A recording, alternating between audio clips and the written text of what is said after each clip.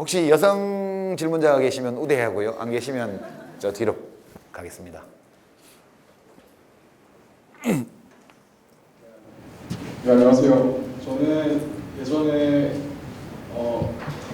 유시민 선생님께서 쓰신 프로파일 중에 원래 사회과학부지만 오히려 학창 시절 때는 문학을 많이 읽었을 만큼 문학보다 사실 글 읽는 거에 있어서만큼은 라고 하신 기억이 있습니다. 근데 따라서 그 질문의 연장선상에서 오늘은 다루기 힘들었던 어떤 문학이라는 장르에 대해서 좋은 문학 작품이라는 것은 어떤 것이라고 생각하시는지 또 듣고 싶습니다. 같은 글을 쓰게 한 범주니까요. 아, 예. 그 질문 제가 답할 능력이 없는 질문인데요. 뭐 좋은 문학 작품, 안 좋은 문학 작품 그렇게 나눌 수는 없을 것 같고요. 제가 자신이 없으니까 없을 것 같다는 표현이 나오죠, 역시.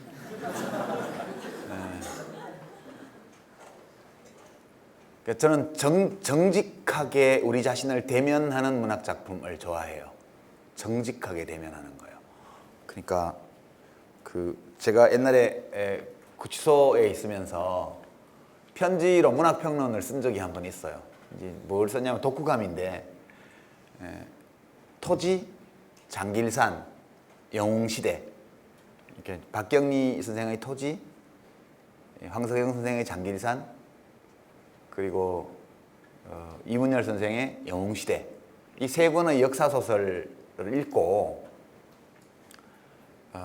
평을 쓴 편지였어요. 그게 저희 집안에 글 쓰는 사람이 좀 많아서 이렇게 누이들을 하고 이렇게 편지하다 보면 그런 얘기를 쓰게 돼요. 근데 저는 이제 박경리 선생님의 토지가 제일 훌륭한 문학 작품이다. 역사소설로서. 다른 면에서는 모르겠고 역사소설로서 가장 훌륭하고 장길산은 황석영 선생의 장길산은 좀 과장이 심하다. 과장이 심하다. 그렇게 평가를 했고요. 이문열 선생의 영웅시대는 최악의 역사소설이다.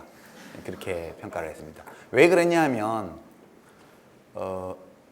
역사를 이렇게 보면 제가 이제 정직하다는 게 어떤 의미냐 하면 세상에는 여러 악이 있어요. 악이. 이 악은 다 인간이 저지르는 거예요. 인간들이 악을 저지를 때 거기에는 두 가지 원인이 있어요. 하나는 개인의 악덕이 있고요. 나쁜 사람이 나쁜 짓을 해요. 네. 두 번째, 나쁜 사람이 나쁜 짓을 엄청 하도록 만드는 제도가 또 있어요. 그것이 제도의 악이에요.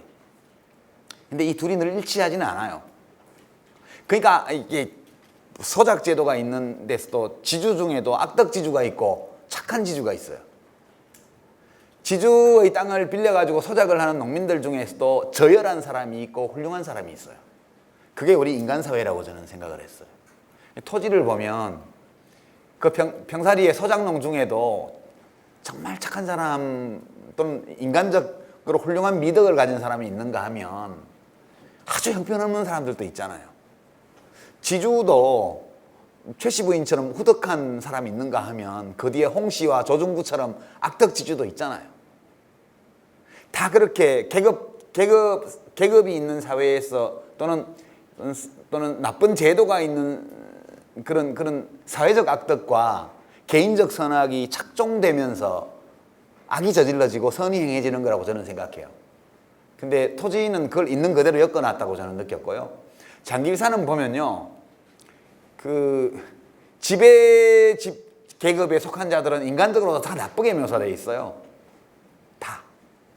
최형기부터 시작해서 그 지배 집단에 가담한 자들은 출신 성분이 뭐든 다 개인적 악덕을 가지고 있는 인물로 나와요.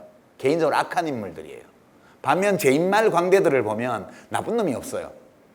이건 과장이잖아요. 그러니까 제도적인 악의 피해를 받는 집단에 속한 사람들을 다 개인적으로 선한 인물로 그려놓고요. 사회적인 악을 가지고 있는 계급에 속한 사람은 개인적으로도 악한 사람으로 그려놨어요. 이거는 과장이에요. 영웅시대를 보면요, 완전 거꾸로예요. 장길산하고. 거기 보면 그 착한 후덕한 지주가 빨갱이들 때문에 겪게 되는 엄청난 고초가 거기 다 나와 있잖아요. 저는 사회적 악덕, 사회적 선악을 나누어서 사회적 악을 행하는 집단을 속한 자들을 나쁜 사람으로 그리는 건 과장이라고 생각해요. 그러나 그 반대로 가는 것은 왜곡이라고 봐요. 이제 이 기준이 있는 거예요. 저는 사회적인 선악과 제도적인 선악과 개인적인 선악, 이 두 개가 어떻게 얽히느냐를 정직하게 써야 역사소설로서 훌륭한 소설이다 이렇게 봐서 그래서 토지를 최고로 쳤고요. 장길산은 좀 옳기는 한데 좀 과장이지. 이 제도적인 악을 부각시키기 위해서 인간을 도구로 사용한 소설이다 이거는. 반면 영웅시대는 제도적인 악을 감추기 위해서 개인의 선악을 그렇게 배치해 놓은 소설이기 때문에 이거는 역사의 진실을 감추는 소설이라고 봤어요. 역사소설로서는 꽝이라는 거죠. 제 기준은 그런 거예요. 그러니까 역사소설도 그러할 뿐만 아니라 그냥 다른 장르의 소설들도 정직한 소설이요. 우리 인간의 본질, 본성, 우리 인간이 역사적으로 형성했던 사회 제도가 가지고 있는 어떤 장점과 단점 이런 것들에 대해서 정직하게 대하는 소설, 문학 작품 이런 것들이 저에게는 좋은 작품으로 보입니다. 예. 그래서 전 약간 그것 때문에 해석이 다르더라고요. 그 전부터 70년대에는 되게 이 문사철과 사회과학사의 구분이 약해가지고요. 창작과 비평이 개간지가 이제로 그때부터 나왔는데 한번 나오면 한다 하는 지식인들이 다 그거를 읽고 일종의 한국 사회 전체에 하나의 지식 공동체가 있는 것처럼 느껴졌어요. 우리 학교에 그 신용화 선생님하고 고려대학교에 계시던 김용섭 선생님하고 조선 중후기에 자본주의 맹한 논쟁이 벌어졌을 때 매우 흥미진진하게 온 강의실이 다 그 논쟁으로 사람들이 이야기를 주고받는 이런 분위기가 그때는 대학에 있었거든요. 지금은 그게 많이 지식인 사회가 많이 해체됐죠. 어떻게 보면 좋은 현상일 수도 있고요. 어떻게 보면 좋지 않은 현상일 수도 있는데 되게 그런 거죠. 그러니까 지식인으로서 보는 거예요. 그 사회과학을 전공을 했고 역사에 관심이 많고 이런 지식인으로서 문학 작품을 보는 거죠. 그러나 이제 문학을 전공한 분들이라든가 이런 분들은 좀 다른 면에서 볼 거예요. 예, 그러나 저는 제가 가지고 있는 기준 이런 걸 보면 역시 나는 사회과학을 공부한 사람이 맞나 보다. 왕왕 그런 생각을 하게 됩니다.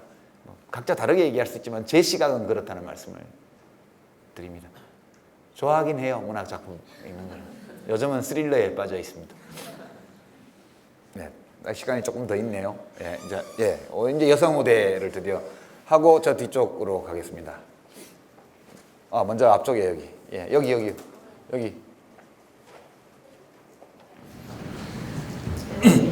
여성 무대라고 그러셔가지고 제가 한 가지 좀 갑자기 그 일반적인 들어가지고 질문 좀 드리는데요. 이제 문체에 대해서 갑자기 좀 생각이 났거든요. 특히 지금 그 역사적인 문학 작품을 말씀하시니까요. 제가 이제 제 경험으로는 저는 제인 오스틴의 책하고 그다음에 김문의 책을 읽을 때 문체에 대한 호불호가 정말 이렇게까지 급격하게 그러니까 제인 오스틴의 책을 읽을 때는 그 시대 여자들이 이 사람의 글을 보면서 느꼈을 그 희열, 그 감동, 그 부분에 대한 게 저한테도 그대로 전해지고 김문의 작품은 그분의 작품의 작품성 좋고 나쁘고 다 떠나가지고 특히 남한산성 같은 경우에는 도저히 제가 읽을 수가 없어서 정말 집어 던졌거든요. 그러니까 이게 저를 막 공격하는 것 같아요.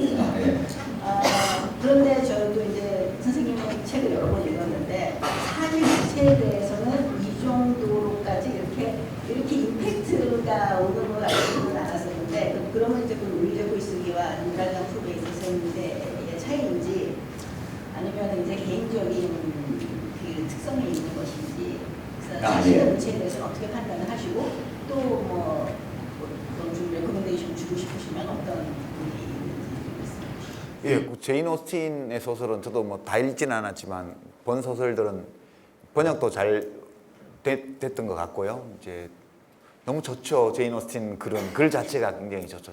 이제 저는 이제 문학 작품 중에는 외국 소설 중에는 푸시킨의 대위의 딸 그 문체를 되게 좋아해요. 그리고 이제 안톤 체홉 단편 같은 것도 좋아하고요. 김훈 선생의 남한산성은 극단적이죠. 저는 이제 미학적으로 일부러 그랬다고 생각해요. 김훈 선생이 원래 김훈 선생이 단문을 즐겨 쓰는 분이긴 하지만 남한산성 경우에는 극단적으로 그걸 썼거든요. 실제 숨이 가빠요. 읽으면 숨이 가쁘거든요. 그래서 그거는 이제 취향의 문제라고 저는 생각하죠. 사람마다 문학 작품과 독자 사이에 궁합이 있어요. 어떤 문체와 사람 사이에도 궁합이 있어요. 이게 고정불변한 것은 아니고 저도 어렸을 때는 되게 복문이나 중문을 잘 쓰는 작가를 좋아했었거든요. 그러나 이제 제가 20대 때 제일 좋아했던 작가는 박완서 선생님을 제일 좋아했죠. 엄마의 말뚝 그런 류의 잘하는 얘기들을 엮어서 나가는 그런 거 좋아했고요. 오정희 선생님 문장도 제가 굉장히 좋아했고요. 그랬었는데 오정희 선생은 저보다 연세가 아주 많은 분은 아니에요. 저하고 몇 살 정도밖에 차이 안 나는 분인데 일찍부터 작품 활동하셔가지고 좋아하는 분이셨고. 근데 반면에 이제 윤은길 선생이나 뭐 이청준 선생이나 이런 좀 오래된 분들의 글도 좋고 그렇습니다. 근데 어렸을 때보다 지금 훨씬 단문이 좋아요. 지금은 단문이 좋게 느껴지고요. 그러나 이제 김훈 선생 방식의 아주 극단적인 단문, 그것은 의도를 담은 거거든요. 그래서 이제 그게 좋게 느껴지지는 않아요. 네, 이제 그렇게 말씀드리고요. 저 개인적으로는 사실은 아름답기로 치면 좀 긴 문장을 잘 쓰면 진짜 아름답죠. 미학적으로. 그렇게 생각하고 다만 의사소통을 위한 논리적 글쓰기를 할 때는 기본을 단문으로 해야 된다. 이건 확실해요. 최근에 제가 뉴스펀딩 페이지에 그 연재하는 Q&A에 어떤 분이 이제 글을 올리셨는데 제가 이번 책에 진은영 선생의 문예비평을 좀 깠거든요. 도저히 알아먹을 수 없는 말이라고 이게. 그리고 막 비문이 연속되고 그렇다고 좀 깠더니 정조의 문체반정 얘기를 하면서 저를 비판하시는 분이 있더라고요. 이제 그게 좀 헷갈리는 거죠. 사실 문체에 대한 것은 그냥 호불호의 문제예요. 정조가 저질렀던 잘못은 문체를 문제를 호불호의 문제로 본 것이 아니고 옳고 그름의 문제로 봐가지고 특정 문체를 탄압했잖아요. 권력을 가지고. 그거하고 저하고는 다르죠. 저는 제 문체가 저 나름의 취향을 주장하는 거에 불과한 거니까요. 그렇게 보고 객관적으로 어떤 잣대를 세우는 건 어렵다고 봐요. 어렵다고 보고요. 그 김훈 선생의 남한산성은 남자의 소설이죠. 남자의 소설이에요. 그 일종의 좋은 의미에서 마초이즘 같은 게 느껴지는, 제가 남자인 제가 봐도요. 그런 거라고 봅니다. 여성들이 읽으시기에는 좀 안 좋을 거예요. 이해합니다. 이해하고. 제인 오스틴 같은 경우는 진짜 좋잖아요. 그냥 읽으면 그냥 이렇게 문장 속으로 젖어들잖아요. 공감이 너무 잘 되잖아요. 그런 거하고는 완전히 다른 거기 때문에 수평 비교는 어렵다고 보고요. 취향의 문제니까 그냥 저는 괜찮다고 봐요.